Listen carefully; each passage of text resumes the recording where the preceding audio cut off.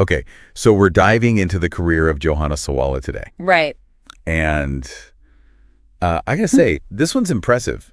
I mean, just looking at her resume, Yeah. almost 30 years of experience. It's incredible. We're talking Apple, Google, even a stint at like the super exclusive Soho House in New York. Wow. This isn't just a career path. It's more like a journey, Yeah. you know? Yeah. And today we're trying to figure out what connects all those dots and like what we can learn from it. Definitely. And the first thing that jumps out at you, at least for me, is just the sheer variety. Yeah. I mean, you've got tech giants, we've got financial powerhouses like Blackstone, you even have a little bit of government work sprinkled in there.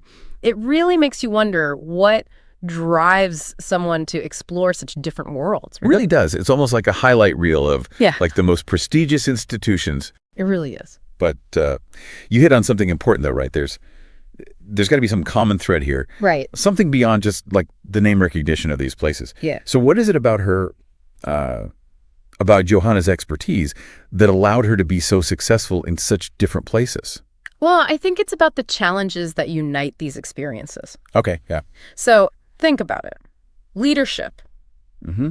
Every organization needs that. Organizational growth. Right. Understanding like human dynamics and how people work together. These are all universal things. Every company, from like a tiny tech startup to a massive, centuries old institution, has to grapple with these same things. That's true. And that's where I think her expertise really shines. It's not about a specific industry or a specific type of company.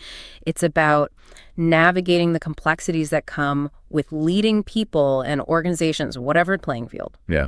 Yeah, that makes sense.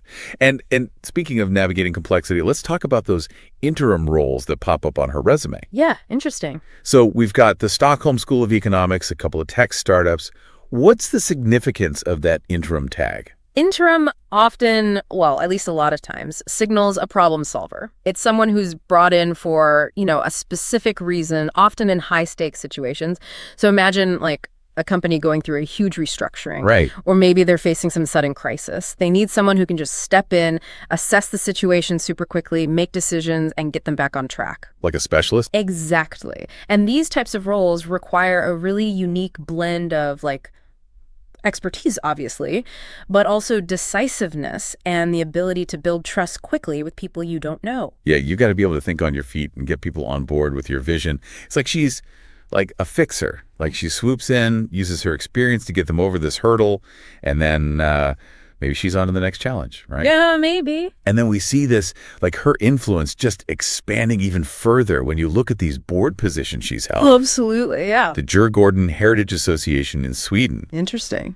The San Antonio River Foundation. Yeah. Very different. Yeah. And then a tech company, Kiliaro. Right. So these board positions tell us that she's not just, advising from the sidelines anymore. Like she's chosen to be a part of organizations that are making a real world impact and in fields that are so incredibly diverse too. We've got historical preservation, environmental causes, tech. Is there anything this woman doesn't do? Right. I mean, it really paints this picture of someone who's not content with just observing. Yeah. She wants to actively shape the future and in a lot of different arenas. And let's not forget, she speaks what, like 4 languages? It's incredible. Swedish, English, some French, and Spanish. Wow. I mean, that speaks to a global perspective, the ability to connect with people from all over, understand different cultures. Yeah, bridge those divides. This whole deep dive has been so fascinating. Johanna's career is like a masterclass in leadership, adaptability, and having a real-world impact. So here's a final thought for our listeners to chew on.